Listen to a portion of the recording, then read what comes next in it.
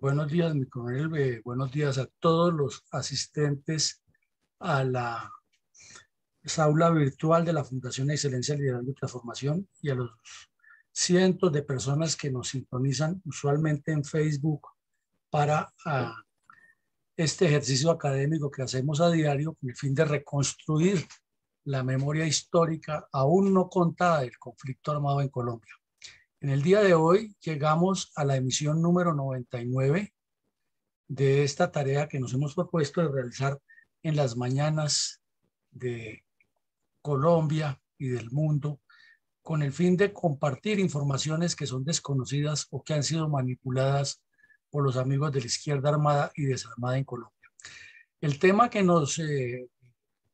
trae hoy es la cobarde emboscada perpetrada por el bloque sur de las FARC en junio de 1987, ya hace 35 años,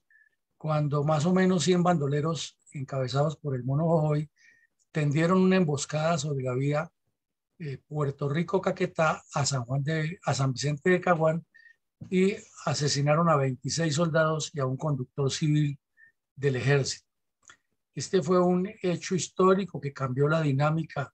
del conflicto en su momento, que marcó profundamente el ADN del Ejército Nacional, que impactó muchísimo a la población civil y que demostró la sevicia de los delincuentes de las FARC para asaltar a las tropas y al mismo tiempo corroboró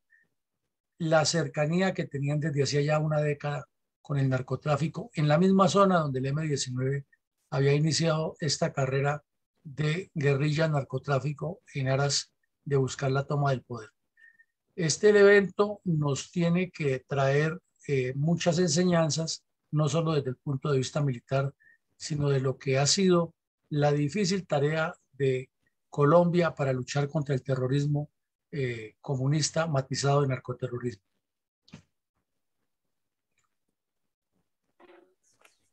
Mi coronel, ¿cuál es la importancia de la ubicación geoestratégica del municipio de Puerto Rico, Caquetá? Bueno, mi coronel, entonces vamos aquí a entrar a ver eso. Fue un hecho que el Ejército Nacional siempre lo recuerda, incluye dentro de los 27 héroes al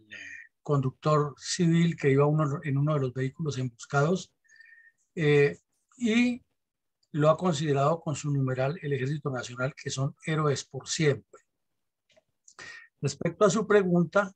vemos que es un municipio que tiene una importancia geoestratégica, geopolítica y de proyección hacia el crecimiento de las FARC, muy importante por el sitio donde está localizado. En el mapa de la izquierda vemos el municipio de Puerto Rico Caquetá, que tiene 6 zonas o 6 regiones o 6 corregimientos internos. El uno es Santana Ramos, muy conocido, y el otro es el de Lusitania, que es donde se desarrollan los hechos. No porque los demás no sean importantes. El corregimiento de Río Negro también es muy conocido, el de la Esmeralda igualmente, o el de la Aguilita. Es decir, todos son conocidos, todos son importantes dentro del desarrollo de la seguridad y el control de la zona. Pero hoy vamos a hablar un poco del de Lusitania. Entonces vemos que el corregimiento de Lusitania articula desde Cartagena del Chairá hacia el mismo municipio de Puerto Rico y sale a San Vicente de Caguán y puede cruzar hasta la Macarena en el Meta con la carretera ilícita que construyeron las FARC bajo la dirección del Mono Jojoy con maquinaria que se robaban o que obligaban al departamento del Caquetá que les entregara. También tiene por el occidente límites con el municipio del Doncello, muy conocido por toda la historia de violencia que ha tenido, y si se acerca por el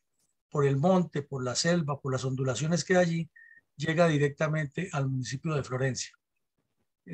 o se extiende hacia el oriente por todos los llanos orientales, y ahí sí pues tiene todo el espacio para moverse los grupos armados ilegales, en especial las FARC, que fueron los que más estuvieron en esta zona después del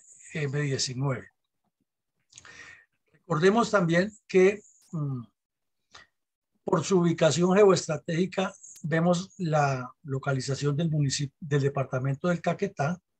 que está en el centro sur del país, que puede salir a Perú, puede salir a Ecuador, puede cruzar el departamento de Putumayo, puede salir al Amazonas, que limita con el departamento del Guaviare, con el departamento del Meta, con el departamento del Baupés, o también puede limitar con el Huila y salir al Tolima y a Cundinamarca.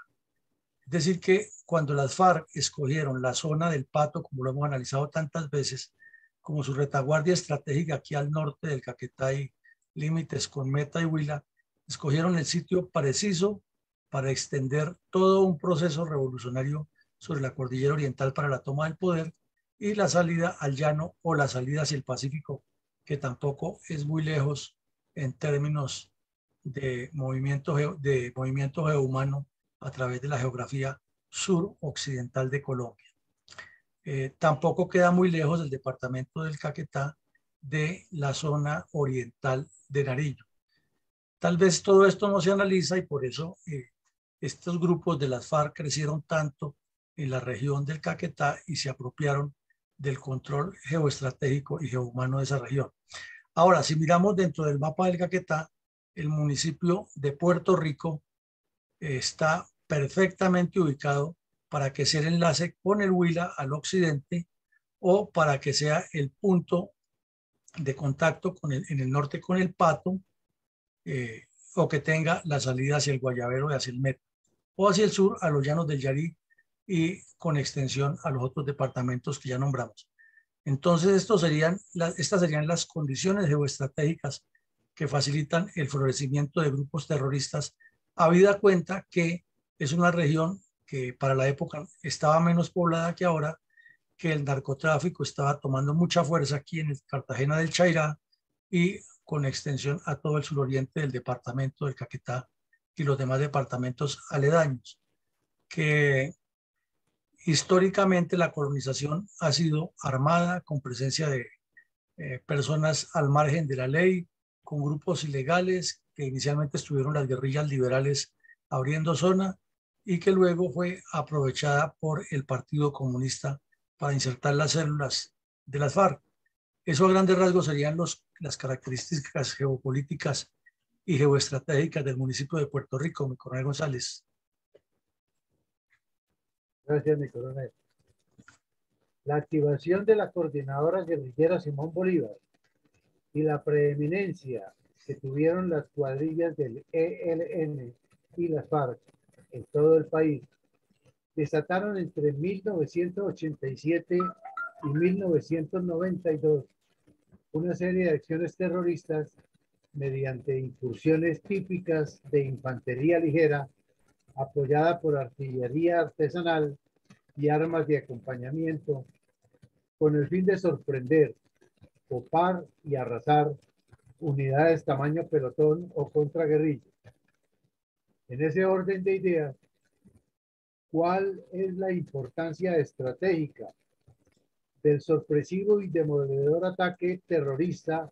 del bloque sur de las FARC al mando del Mono Jojoy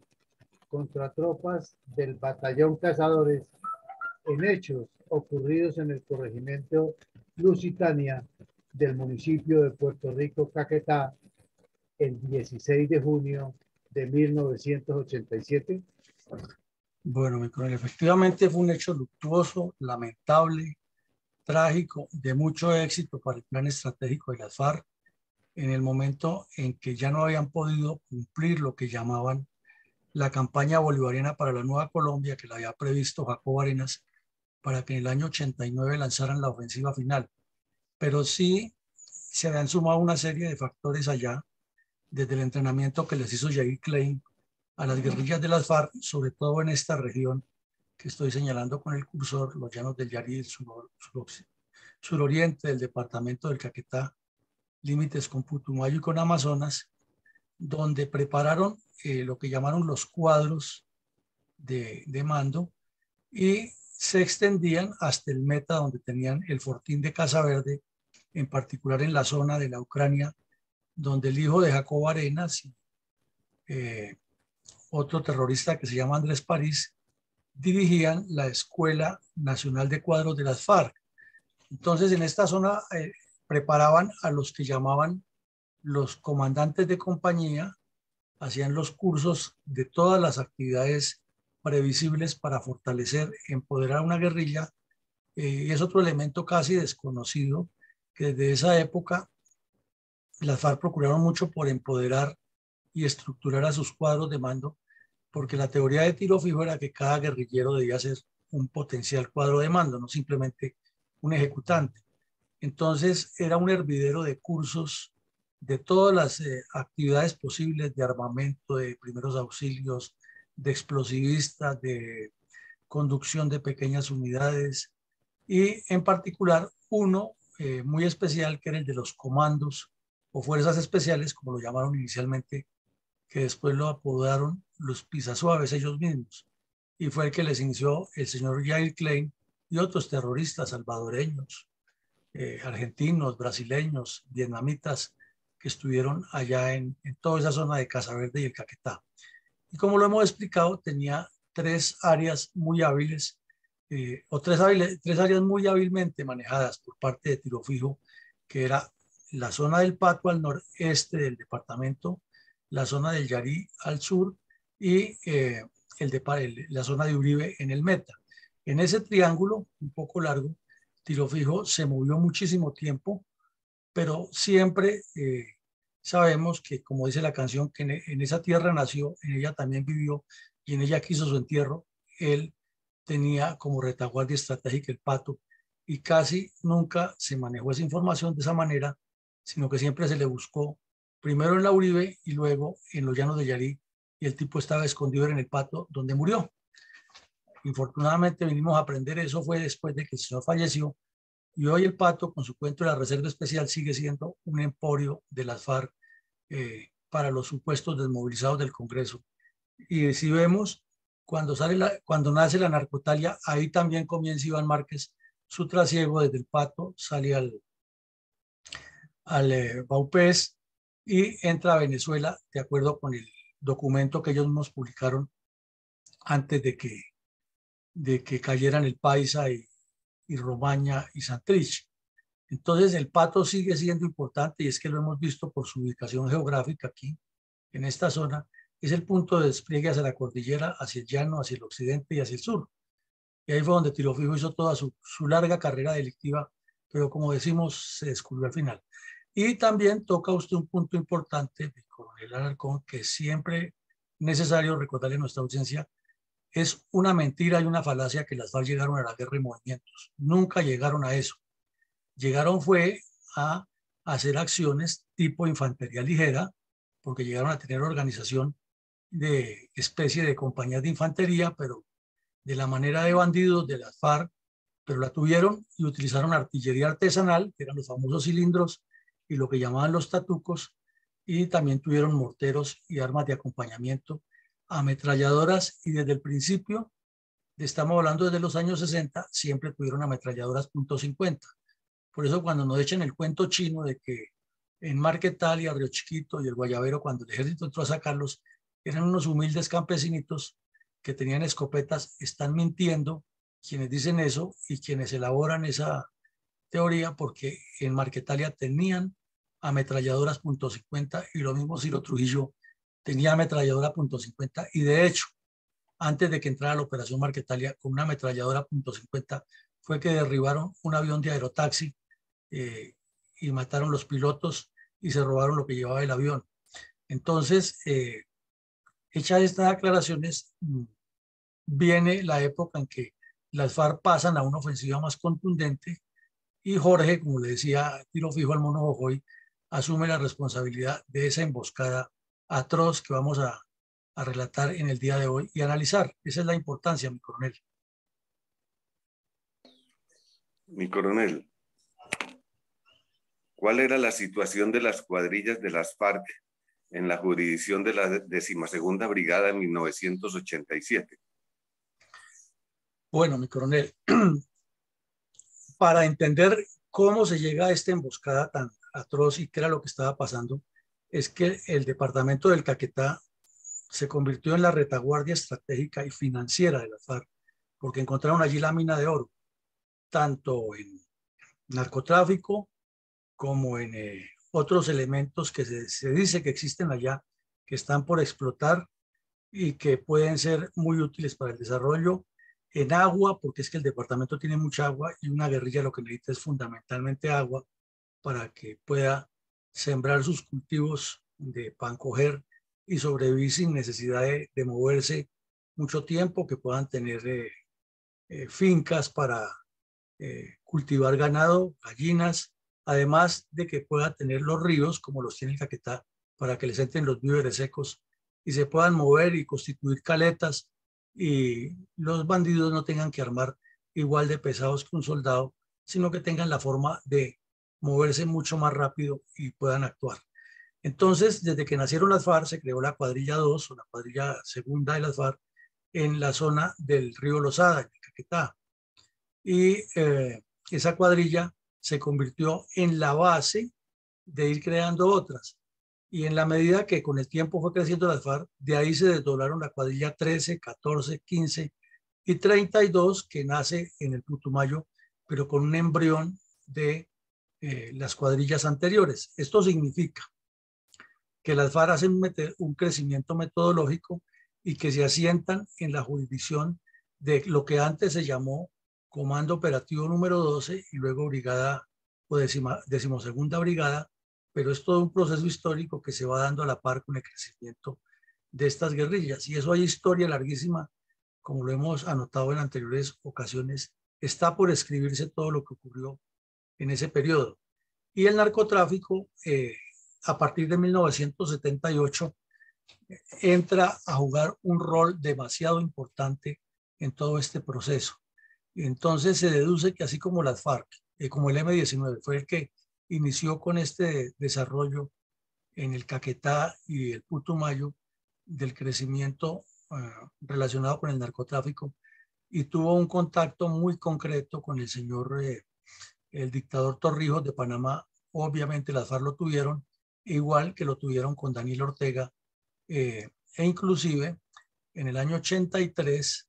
de cuando ya estaba en el poder Daniel Ortega, de estas cuadrillas salieron una serie, entre comillas, de recolectores de café para ayudar a impulsar las cosechas de café en El Salvador, eso en Nicaragua. Eso era falso, estaban yendo era ayudarle a Daniel Ortega a combatir contra el grupo que se llamaban precisamente los Contras, que dirigía Eden Pastora, que ha sido de la revolución nicaragüense y ahora está en contra de Ortega, y a promover el apoyo y participar en acciones terroristas con el Frente Farabundo Martí de El Salvador. Y todo eso salía de allá, de esa zona, de las cuadrillas 2, 3, 14, 15 y 32. Entonces, Tiro Fijo muy hábilmente manejaba las cuadrillas del Caquetá, manejaba el mito que tenían en Casa Verde desde cuando Belisario Betancur se le prestó y se escondía en el Pato, se movía por toda esa zona. Por eso, si ustedes leen los documentos, siempre dicen los que llegaban a Casa Verde a escribir crónicas o relatos o a reunirse con Tiro Fijo, dicen que siempre llegaba, que nunca estaba ahí. Pues claro, porque estaba moviendo por esa región. Era muy astuto y no daba posibilidad o no daba oportunidad a que lo fueran a sorprender, sino que se aseguraba que primero todo estuviera bien y ahí sí se aproximaba generalmente desde el Pato. Bueno, entonces había una competencia interna dentro de la coordinadora guerrillera Simón Bolívar, porque estaba ahí estructurada el M-19, recordemos que ya estaba en el proceso final de su existencia, estaba el EPL y estaba el ELN. Y gracias a la debilidad de carácter del gobierno Barco, se reunieron en Casa Verde y desde allá planeaban cómo destruir el país, pero eran intocables. Y el señor Álvaro Leiva Durán viajaba, iba, venía, y era el que operaba también un teléfono rojo en el Palacio Nariño, desde el cual las FARC llevaban la vocería y entre todos tenían una competencia cómo demostrar cuál era más audaz. Por eso veíamos aquí cuando el señor general Fernández Vino nos contó la operación que tuvo en Puerto Rondón en el 87, que fue contra un grupo grande que planeaba hacer un ataque similar, pero el ejército se le anticipó. Vemos también que, o analizamos aquí el caso del asalto a Río Claro, a Cemento Río Claro, y hemos visto anteriormente los asaltos a las bases de Tarazá y de Segovia, que fueron por toda esa época del 87 al 92, porque había una competencia interna de la coordinadora guerrillera Simón Bolívar de cuál era más eficiente, y las FARC querían imponer su cabeza sobre todo lo que se hiciera, como el grupo que dirigía la revolución y que tenía razón para que los demás se plegaran a sus dictados. Entonces, en medio de esa competencia interna, el que estaba perdiendo era Colombia, porque a cual más se preocupaba por hacer actos criminales terribles. También tenían ya unos vínculos muy abiertos con los narcos de la región. Florencia se convirtió en el epicentro del transporte de droga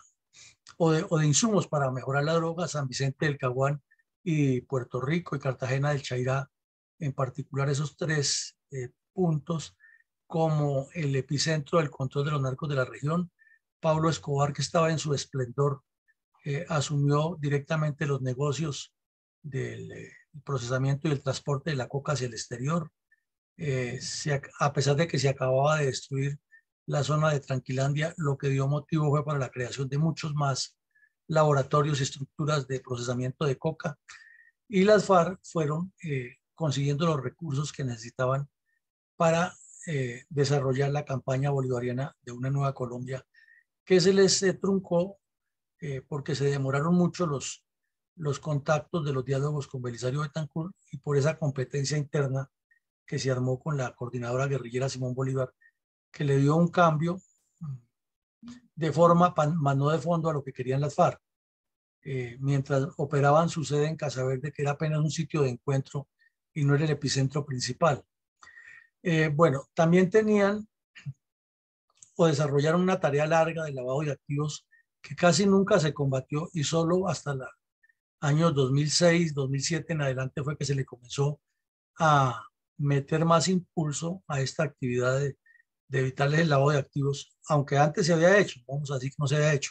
pero no tenía un seguimiento tan fuerte ni un compromiso de las autoridades judiciales y del gobierno nacional para hacerlo. Fue durante la estrategia de seguridad democrática que se le metió más duro la persecución al lavado de activos. Reitero, en los anteriores periodos también hubo acciones, pero siempre terminaban como en una noticia de prensa y sin que hubiera una estrategia concreta para perseguir los activos de las FARC. Y la logística de las FARC fue creciendo también ya de una manera mucho más organizada, porque el dinero del narcotráfico les permitía otros medios que no tenían antes, otros recursos, otros procedimientos y mucha más facilidad para que les llegara la tecnología, para que les llegara la formación académica a los bandidos, y sobre todo las armas, los uniformes. Y es cuando vemos que las FARC comienzan a usar uniformes militares, todos, porque antes andaban unos de civil, otros disfrazados de policías, otros con un pantalón de policía y una camisa de soldado, lo que iban consiguiendo. Ya a partir de esta época se ve una guerrilla uniformada, organizada y con armamento casi siempre nuevo. Ya no eran los viejos fusiles reparados, ni las antiguas carabinas M1 que le robaban a las fuerzas militares y de policía, sino estaban completamente dotados con fusiles de última generación, con lanzacohetes, con granadas de mano, de fusil, con suficientes explosivos.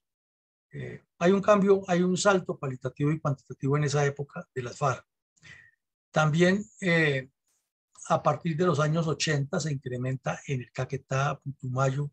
y alrededores el reclutamiento de menores y muchos indígenas, que es uno de los peores delitos que ha cometido las FARC, reclutar indígenas. Y a ese reclutamiento le suman muchas escuelas en las cuales llevan a menores de diferentes regiones del país a entrenarlos allí. Y paralelamente, en otras regiones del país van formando ese tipo de escuelas de formación de campesinos como guerrilleros, siempre con énfasis en los menores de edad, porque tienen el concepto que por lo menos entre los 15 y los 18 años son personas que son completamente arrojadas, y que ya a los 18 años ya pueden ser lo que llaman ellos comandantes de escuadra o de inclusive reemplazantes de compañía en la organización que tienen las FARC. También en el Caquetá se caracterizaron por esa época por hacer muchísimos retenes ilegales y los hacían obviamente para robar, para mirar con qué se quedaban y evitar que les dieran en la cabeza con los negocios del narcotráfico,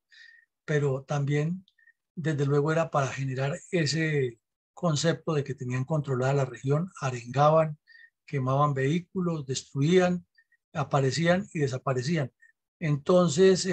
llegó el momento en que desafortunadamente el ejército montaba un retén en un lado, la policía lo montaba en un lado, y muy cerca aparecían los bandidos, hacían el retén, y cuando se iban a buscar no encontraban a nadie y nadie había visto nada. Eso fue muy común en esa época, pero esos retenes tenían toda esa visión y esa forma de manejar la imagen de las FARC dentro de la población. Y también en los ríos montaban retenes porque llegaron a ser los dueños desde esa época de las compañías de transporte fluvial, que hay muchas en el Caquetá y para esa época había menos, pero todas eran controladas por las FARC. Entonces, además de que les redituaba, les producía ingresos, también les producía el control de la zona porque sabían quién era quién, el maquinista y su ayudante sabían quién se subía, tenían el radioteléfono e inmediatamente avisaban en clave y el que no era de por ahí, en el siguiente retén lo paraba la guerrilla y de una vez procedían a resolver la situación de ese señor. Entonces vemos que es un trabajo geohumano amplio de control, muy difícil de evitar y que con toda esa actividad de proselitismo armado no era fácil que las fuerzas militares pudieran tener una acción directa y mucho menos con un área tan grande y con las dificultades internas que genera el movimiento de tropas y en especial el abastecimiento. Uno de los talones de Aquiles de cualquier guerra irregular donde las guerrillas ya están asentadas y tienen la forma y las redes que les facilitan el apoyo logístico es precisamente ese de la logística, porque el bandido tiene la logística en el área lista por medio de sus contactos y sabe cómo hacerlo, cómo reabastecerse. En cambio, la tropa que tiene que andar compacta requiere o que le entre en forma terrestre, en forma aérea o en forma fluvial y siempre estará a expensas de que esté delatado el lugar donde recibe, el lugar donde se efectúe el abastecimiento y los riesgos que eso conlleva para la seguridad tanto del abastecedor como de las tropas que están siendo abastecidas. Entonces, ese sería un mapa parcial, porque hay muchos más detalles que se quedan aquí,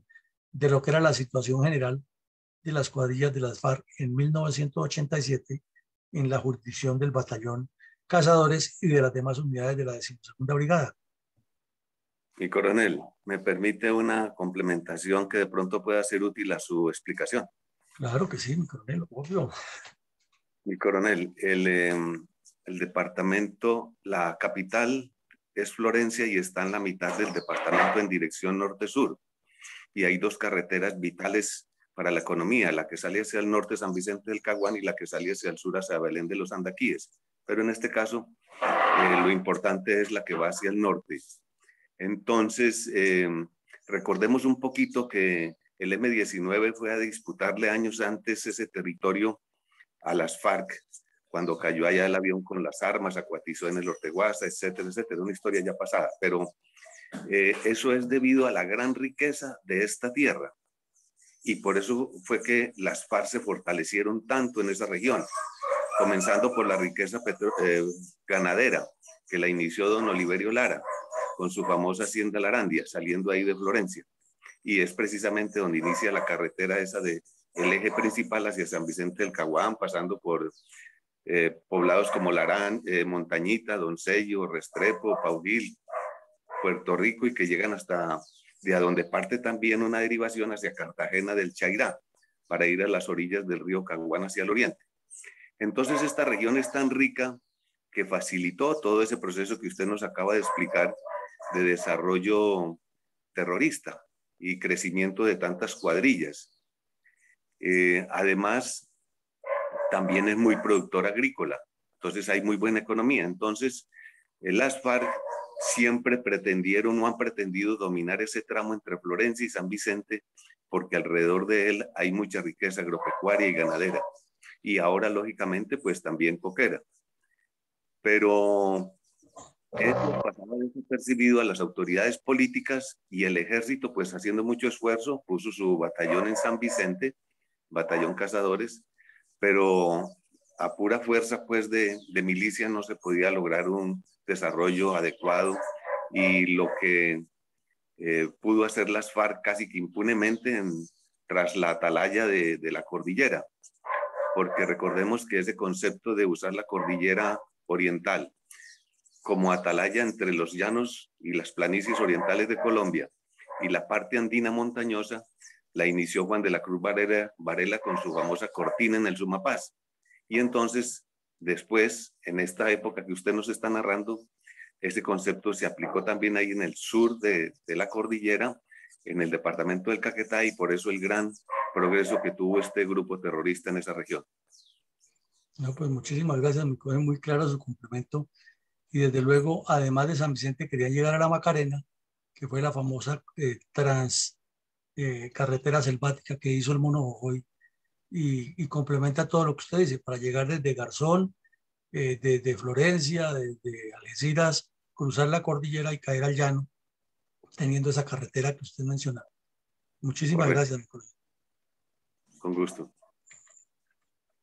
Entonces vamos ahora a la siguiente actividad. Mi coronel Gracias, Alarcón. mi coronel. Sí, señor. ¿Cuáles fueron las actividades más recientes a la fecha del sorpresivo y demoledor ataque terrorista del bloque sur de las FARC al mando del Mono Jojoy contra tropas del batallón Cazadores en hechos ocurridos en el corregimiento Lusitania del municipio de Puerto Rico, Caquetá, el 16 de junio de 1987? Bueno, mi coronel, ya lo hemos mencionado, había mucho proselitismo armado y ese proselitismo armado llevaba implícito un sello de vender una idea que en ese tiempo el gobierno Barco no le dio la trascendencia, y menos porque estaba de moda el narcoterrorismo de Pablo Escobar, estaba de moda la aparición de las autodefensas ilegales del señor Castaño y sus familiares, estaba de moda los paros cívicos que realizaban la coordinadora guerrillera en el resto del país, y estaban de moda otro tipo de actividades políticas como la eh, elección popular de alcaldes y gobernadores impulsada por sectores de oposición y en particular con mucho énfasis por parte de la Unión Patriótica. Y la Unión Patriótica en ese momento era un partido que llegó a tener varios senadores, varios representantes a la Cámara, llegó a tener eh, representantes en varios departamentos, tuvo alcaldes, y había unos, en su mayoría, que eran miembros de las FARC, otros que eran utilizados, como muy bien lo explica el señor Dudley en su libro Los fantasmas andantes, acerca de qué era lo que le convenía a Jacobo Arenas con esa unión patriótica. Entonces,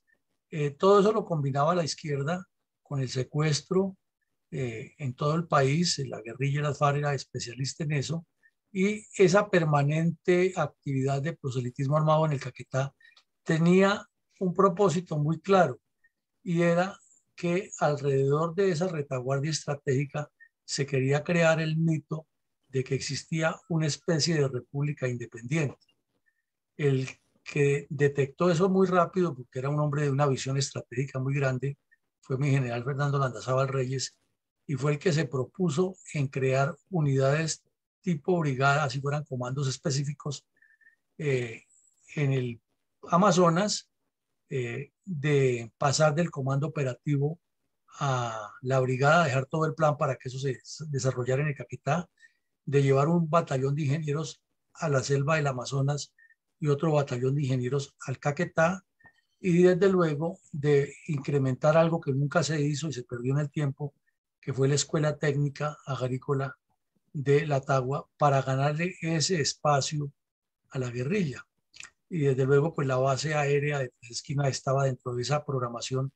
vista a largo plazo. Eso tenía como propósito evitar que la guerrilla fuera construyendo en esa retaguardia su zona de retaguardia estratégica, pero desafortunadamente una cosa piensa un general distinguido como Miguel Landazábal, un estratega que entiende el país, y otra cosa piensa un politiquero como Carlos Sosa Escobar o como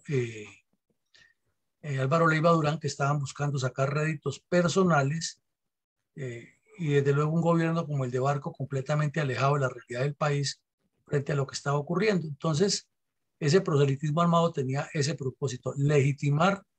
a una guerrilla que tenía ya prácticamente una república independiente formada. Por eso, cuando Teófilo en el año 2000 suelta la perla de que quería crear su república de Caquetania, no es porque se le ocurrió ese día, es porque la venía trabajando desde hace 35 años. Bueno,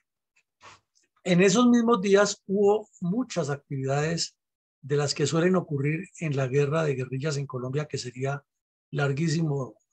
relatarla aquí, que un combate en tal parte, que en la cabecera del río Pescado, que en el sitio tal del río Guacamayas, hubo muchos combates de esos que cae un bandido o hieren a un soldado, hubo varios, pero sí hubo un hecho que a finales de mayo de ese mes llamó muchísimo la atención, y es que en una carretera se produjo una explosión grandísima y se cayó parte del talud. Inclusive los ingenieros militares fueron y ayudaron a corregir eso, y los campesinos decían que había habido una explosión y se encontraron algunos restos de unas ollas destruidas ahí. Entonces se dieron cuenta que esa emboscada, lo que ha sido, bueno, que esa explosión, lo que ha sido una emboscada fallida que la estaban montando las FARC para el batallón Liborio Mejía, que estaba construyendo la carretera o estaba mejorando la carretera entre San Vicente y Puerto Rico en unos tramos, y que allí le habían montado esa emboscada a los soldados que llevaban el abastecimiento mensual para la unidad que estaba destacada. Pero se les estalló la carga y se dañó la carretera. No se supo si hubo muertos o no, pero fue un accidente que tuvieron las FARC montando esa emboscada. Entonces, eso ocasionó que el comandante de la brigada eh, ordenara una serie de medidas de inteligencia y de seguridad, porque era un indicio muy grande de que si había fallado esa emboscada, harían otra igual o peor, o que estaban en ese mismo interés, en esa misma zona. Y se recibió la información de movimientos de grupos que hablaban que se iban a reunir 200 terroristas. El problema es que no era concreto, pero como ya era costumbre que aparecieran en un caserío, estuvieran ahí, reunieran la gente, montaran retenes, echaran discursos, pues la información se vuelve reiterativa y se pierde la oportunidad, y se pierde como que la medida de seguridad, porque ya es muy reiterativa, que aparecieron en tal lado, pues sí, ya se sabe que están ahí, ya se sabe que se mueven. Lo que toca tener es cuidado cuando se opere y buscar cómo sorprenderlos. Entonces sí se recibió la información de que se iban a reunir 200, puede que fueran muchos, que fuera exagerada la información, pero de alguna manera las FARC habían soltado esa información dentro del campesinado. En Lusitania hubo el robo de 2 reses, y el campesino fue llevó la información a tiempo y dijo que se la han llevado para el monte, y entonces todos de la brigada sacó la conclusión: si hay un robo de 2 reses es porque hay un grupo grande que las va a sacrificar, y le dieron la misión a los campesinos de que buscaran a ver dónde había sido y qué rastros había, pero la información quedó ahí, no se siguió, no hubo complemento, no hubo forma de verificarla de otra manera, pero sí quedó claro que había habido el robo de 2 reses en Lusitania. Luego, para contrarrestar ese esquema de que las FARC salían y hacían un retén, entonces se tomó la decisión que en medio de los patrullajes que eran permanentes se combinara también una actividad de movimiento de tropas y retén, para hacer un poco retenes móviles, pero eso tiene su riesgo porque son como muy determinados los sitios donde se hacen los retenes, y si se sabe que lo levanta de aquí, lo más probable es que se vaya para tal lado y ahí puede caer en una emboscada. Pero así se hizo, era una compañía que tenía mucha actividad, que era una compañía muy activa, completamente dedicada a la contraguerrilla. Entonces salió de San Vicente del Caguán y distribuyó dos pelotones, no era ni siquiera una compañía completa, eran dos pelotones de esa compañía, uno iba al mando del capitán y otro al mando de un teniente, y fueron y montaron los dos retenes en un lado diferente cada uno, y luego procedieron a recoger el dispositivo.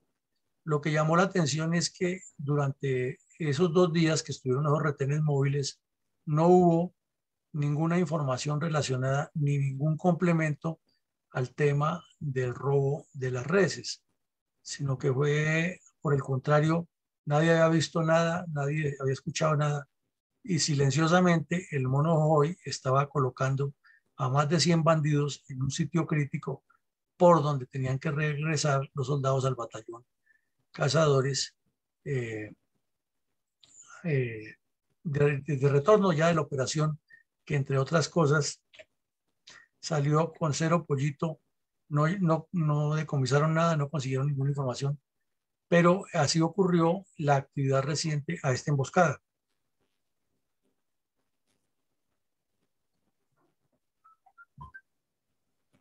Mi coronel,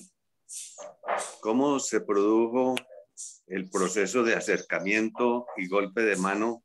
de los bandoleros durante el sorpresivo y demoledor ataque terrorista del Bloque Sur al mando de Jojoy contra las tropas del Batallón Cazadores en los hechos que se analizan en el día de hoy? Bueno, mi coronel, entonces decimos que en los dos retenes el resultado fue negativo, no se encontró nada, se movieron los campesinos que se mueven en las chivas, se habló con los que pasan por ahí con sus asadones, sus elementos de trabajo al hombro, pero nada de que llamara la atención o que indicara que la situación estaba compleja. Entonces, más o menos a las 3:30 de la tarde del segundo día, y en cumplimiento de lo que decía la orden de operaciones, el capitán recogió el dispositivo de su retén y pasó por el puesto del teniente y le dijo que recogiera ya definitivamente y que él seguía adelante con el primer vehículo y que iba a hacer algunos saltos vigilados sobre el terreno en algunos de los sitios críticos y que más adelante el teniente cambiaba y pasaba la punta del recorrido para llegar al batallón calculando más o menos 7 de la noche. Iban a hacer un movimiento despacio para garantizar la seguridad. Entonces, en esa recogida del dispositivo y el retorno, naturalmente que los milicianos, los que tenían los contactos por radio, los estaban observando y estaban informando todo lo que pasaba. Y los soldados pues no se dieron cuenta que estaban siendo espiados y vigilados por los terroristas. Más o menos a las 16:35, 16:40, ya cuando la selva comienza el ronroneo de los insectos y de los pajaritos llamando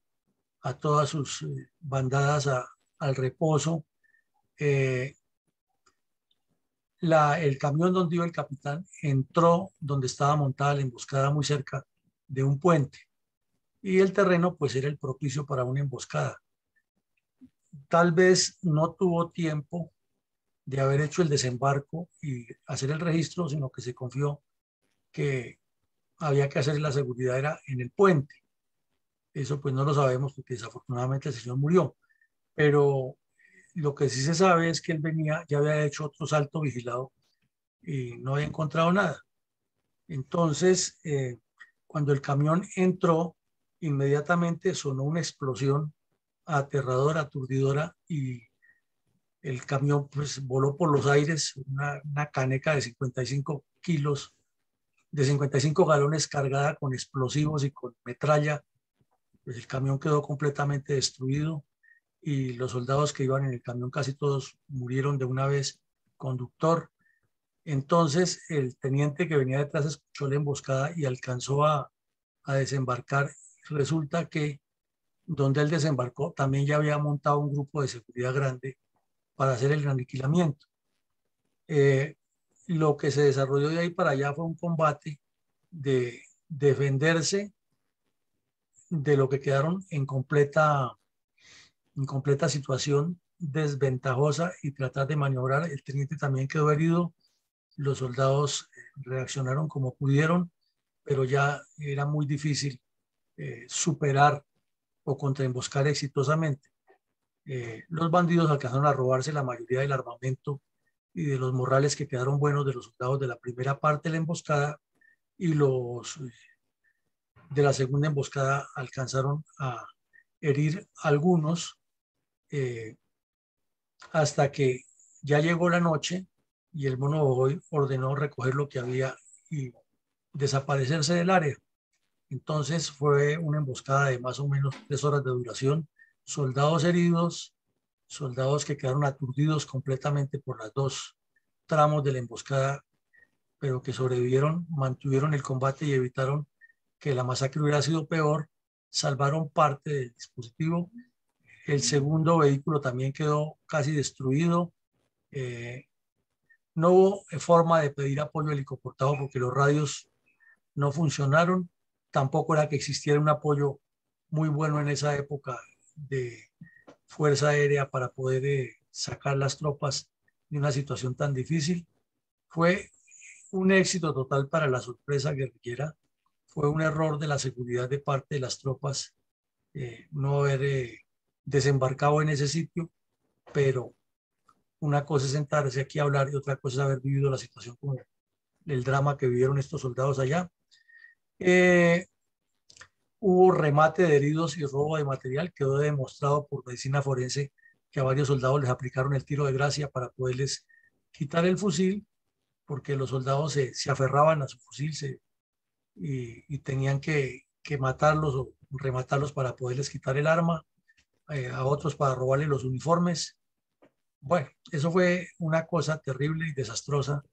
que hace parte de la triste historia de nuestro país. Y los bandoleros se replegaron todos al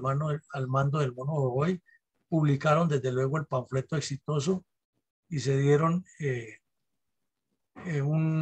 se dio después un registro posterior que infortunadamente no logró mayores éxitos significativos, porque la guerrilla aplicó el principio de la dispersión transitoria. Después del combate no se iban a concentrar a que los localizara la Fuerza Aérea y los bombardeara, sino que se dispersaron para después hacer el análisis o lo que llaman ellos la autocrítica del hecho en otro lugar pasados unos días. Entonces, a grandes rasgos, así ocurrió esta demoledora emboscada. Infortunadamente, los soldados que iban en el primer camión prácticamente no pudieron hacer nada, porque el estallido de esa caneca de 55 galones llena de explosivos fue aterrador. Y por eso se explica que, o mejor, se relaciona que cuando lo hicieron con unas ollas grandes en la banca de la carretera contra el batallón Liborio Mejía y se les estalló, les dejó la enseñanza era que había que enterrar la caneca en el piso y al paso del camión reventarla para asegurar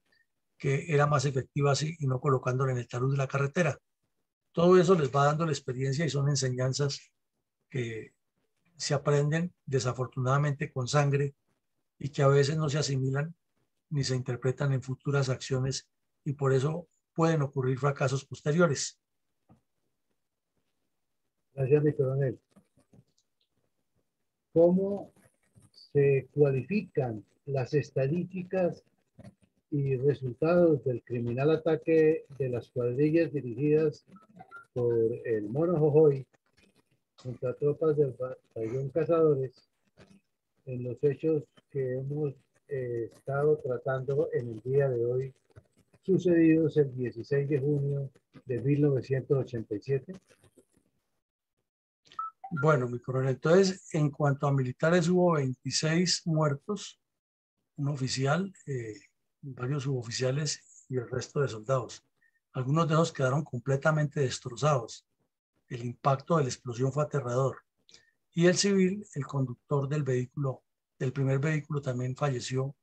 un funcionario del Ejército Nacional, conductor, que además ganan muy poco salario estos señores. 47 soldados militares, entre soldados, suboficiales y un oficial heridos. Ahí vemos que la dimensión del ataque fue aterrador y que cuando desembarcó el segundo grupo de tropa cayeron en una emboscada de aniquilamiento, y antes es un hecho grandioso que hayan podido sobrevivir porque los tenían reglados con tiro. Eran horquetas y horquetas colocadas a un lado, una al lado del otro, apuntándoles en un sitio donde quedaban completamente expuestos al fuego y no tenían ninguna protección distinta a arrastrarse y acercarse al talud para que no quedaran en ángulo de tiro de los bandidos que tenían la emboscada. Se perdieron 27 fusiles, entre ellos algunos Galil que estaban recién llegados al ejército, y una ametralladora M60 que en ese momento era la niña consentida de las contraguerrillas. También se perdió bastante material de guerra, proveedores, municiones, cartucheras, todo lo que cargaban los soldados allí se lo robaron los bandidos, por lo menos a los que le robaron el fusil. Otro material también se perdió por daño en el combate, ¿no? Unos proveedores también quedaron deteriorados. Y hubo el daño de 2 camiones y 2 radios de comunicación que llevaba la tropa, quedaron completamente destruidos.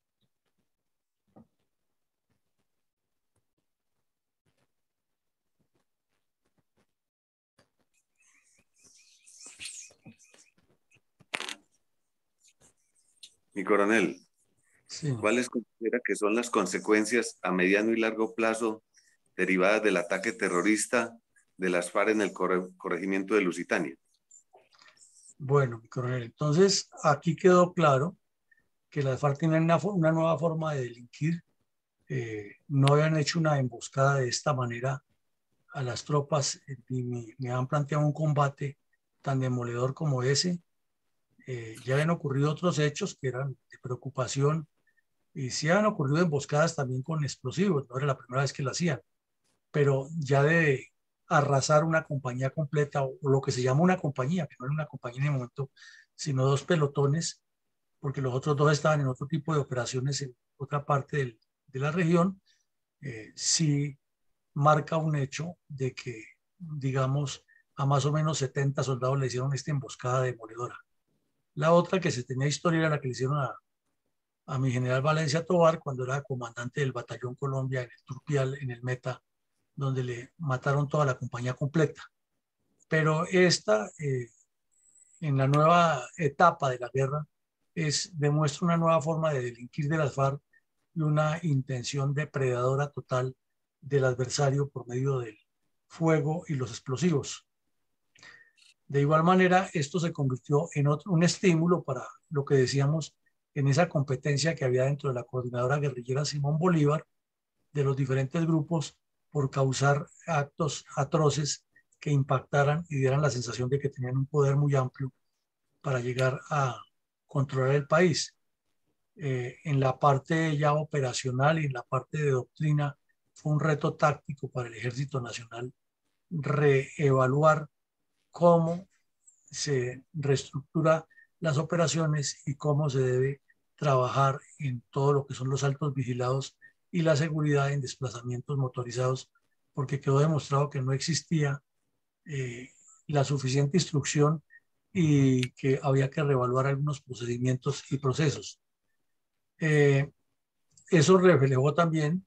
que la coordinadora guerrillera Simón Bolívar estaba cualificando lo que llamó Jacobo Arenas la campaña bolivariana para una nueva Colombia, y que además de tener la capacidad, tenía como una especie de escuela de entrenamiento y una metodología de acción terrorista que no era circunstancial, sino preparada, analizada y orientada a causar estos golpes de ese impacto. Obviamente se convirtió en una alerta máxima para todas las unidades del país. Ese golpe, recordamos, fue muy sonado en todas las unidades militares, fue motivo de análisis, fue motivo de reflexión. En las escuelas se ordenó presentar el caso táctico de la manera más real posible, reiterarle a los alumnos de los cursos que en el mando de las unidades haya que tener todo este tipo de previsiones y el trabajo de inteligencia debe ser más permanente, etcétera. Circulares, documentos internos, etcétera. Pero también fue un estímulo para los oportunistas de la paz, porque el señor Álvaro Leiva Durán se dio toda la publicidad en su momento diciendo que la solución era hacer la paz con las FARC. Qué lástima de los muertos que habían caído en ese combate, pero que la única solución era entregarle el país a las FARC para que ellos gobernaran, porque de resto seguirían matando soldados y asesinando campesinos. O sea, nada nuevo lo que ocurre hoy en día con la teoría de los pacifistas, que en lugar de apoyar la institucionalidad para que combate el delito con todo lo que corresponde, la solución es entregarle el país a los delincuentes. Y por último, se demostró los evidentes nexos de las FARC con el Partido Comunista por la forma como el periódico Voz y los órganos de difusión del partido manejaron ese evento en particular y también adujeron de la necesidad de la paz y decían, en lugar de darle la trascendencia a esto, era que de la Unión Patriótica estaban muriendo algunos de sus miembros, pero nunca relacionaban estos hechos. Así es de que estas son algunas de las consecuencias, porque hay muchísimas más, pero quisiéramos resaltar estas, que fue lo que se volvió público en ese momento.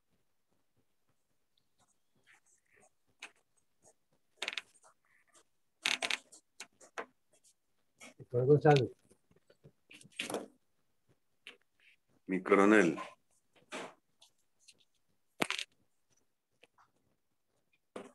Habida cuenta de que han transcurrido 35 años de esta audaz incursión terrorista, ¿qué conclusiones de orden político, militar y social se derivan de estos hechos? Bueno, mi coronel, entonces hay muchísimas, pero desde el orden militar ya lo mencionamos un poco y lo reiteramos aquí, es el tema de que las FARC tienen una nueva forma de delinquir, que efectivamente su plan estratégico estaba avanzando, que habían cualificado una cantidad de terroristas en el análisis del terreno y el aprovechamiento de los errores o las debilidades que pudiera cometer una unidad, que estaban pasando ya de la simple guerrilla eh, móvil a unas unidades similares a la de infantería ligera para causar ataques demoledores, que años después lo demostraron en los asaltos masivos, que tenían ya el empleo de armas de acompañamiento, que se organizaban por grupos tipo pelotón, que en la guerrilla tiene otros nombres, y se dirigía una maniobra completa contra una unidad en completa desventaja, que tenían un sistema de inteligencia muy relacionado con la complicidad de los moradores de la región y que estaban buscando causar un golpe publicitario a nivel nacional, no solamente local y regional, con el arrasamiento de una unidad grande en el ejército. Esto tenía que ser punto de reflexión y referencia para que en las escuelas de lanceros, de formación de comandantes de compañía o los cursos de ascenso, se tuvieran en cuenta estas enseñanzas para que en la Escuela Superior de Guerra también se viera otro enfoque a la nueva dinámica del conflicto. Y de ahí fueron surgiendo nuevos manuales y nuevas instrucciones, pero todo esto es un proceso de aprendizaje que se va decantando con el tiempo. En el campo social, una vez más queda aquí demostrado que la ausencia del Estado sobre estas regiones ha permitido que las guerrillas, la colonización armada, como la llama Molano en sus libros, sea la que conduzca los procesos sociales y sea también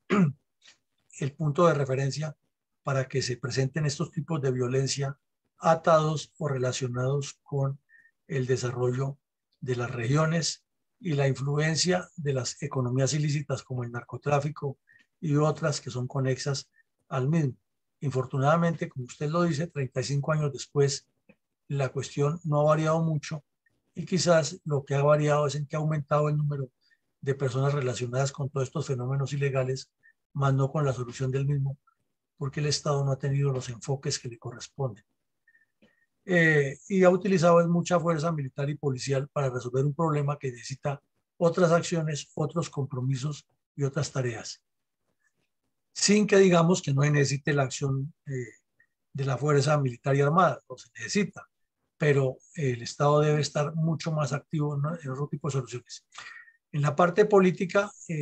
siempre queda el sinsabor o el sabor amargo de que por corrupción, por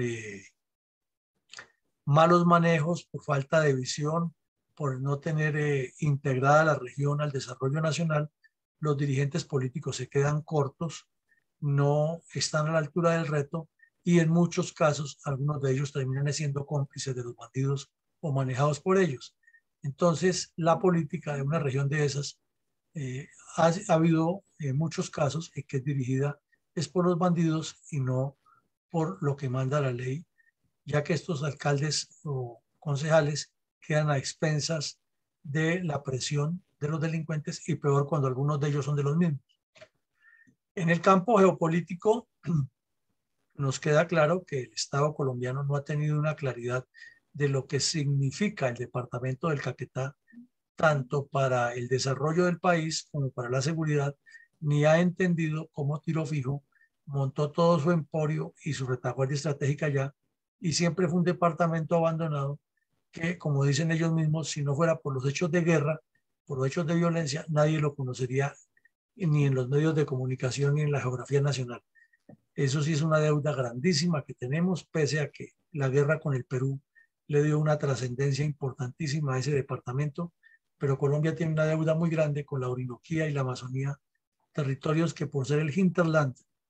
del país han sido completamente olvidados de esa dirigencia que se concentra en la rapiña política de la región andina y se les olvida que es un país completo.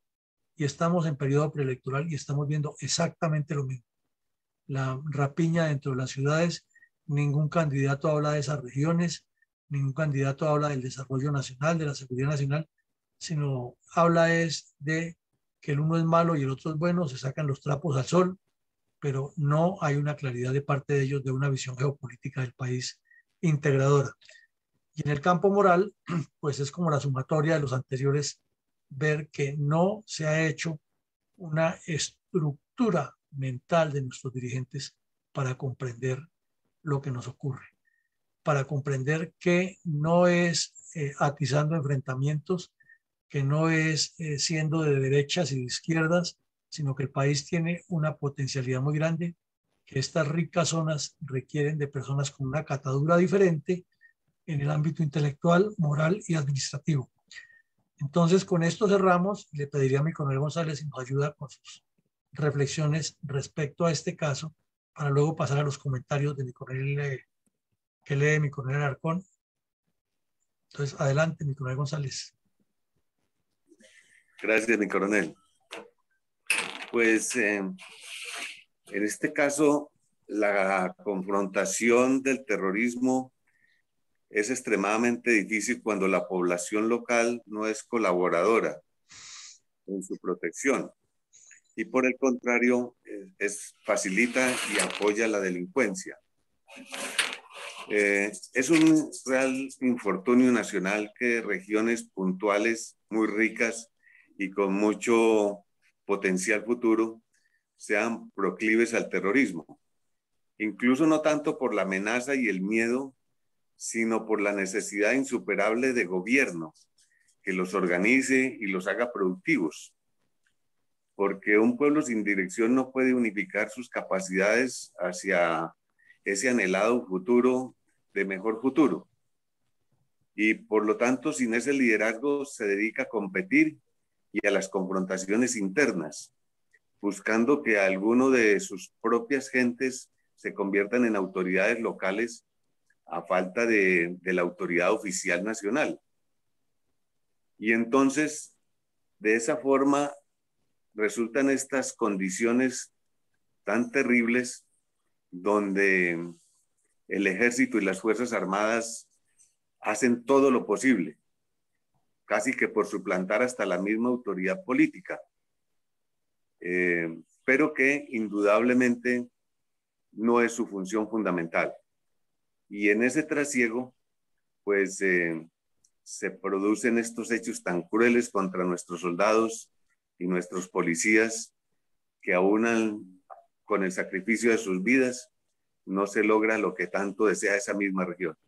Creo que esta es mi reflexión, mi coronel. Muchísimas gracias, doctor. Es muy concreta. Entonces, nos apunta usted exactamente dónde está el error, dónde está la irresponsabilidad de la dirigencia política y por dónde es que se debería enfocar esto. No sé si mi coronel Alarcón tenga algo para leernos en el día de hoy. ¿Cómo no, mi coronel? Efectivamente. Dentro de los aportes llegados al chat, en donde se reitera la importancia del mensaje que conlleva nuestro programa de la memoria histórica aún no contada del conflicto armado en Colombia, aplicando la máxima que dice: el pueblo que no conoce su historia está condenado a repetirla. Nuestros hombres y mujeres de las fuerzas militares y de policía deben estudiar y recordar estos episodios de la historia nuestra, aprendiendo de errores y aciertos, para no recaer especialmente en los fracasos que tantas vidas han cobrado de nuestros compañeros y semejantes, sin respeto por la vida, los derechos humanos y el derecho internacional humanitario. Por otro lado, hay una especie de cuña que dice lo siguiente: mañana martes 12 de abril de 2022 estaremos de celebración a la misma hora y por el mismo canal Zoom y Facebook Live. Tendremos nuestro programa de la memoria histórica aún no contada del conflicto armado en Colombia, pero llegaremos a la 100ª edición. Lo celebraremos con mucho orgullo y alegría. Analizaremos la importancia estratégica de la Operación Jaque, pero definitivamente queremos tener un recuerdo vivo de la celebración. Por eso, los esperamos para el programa y para tomar la foto del Magno Evento. Muchas gracias, mi coronel Villamarín.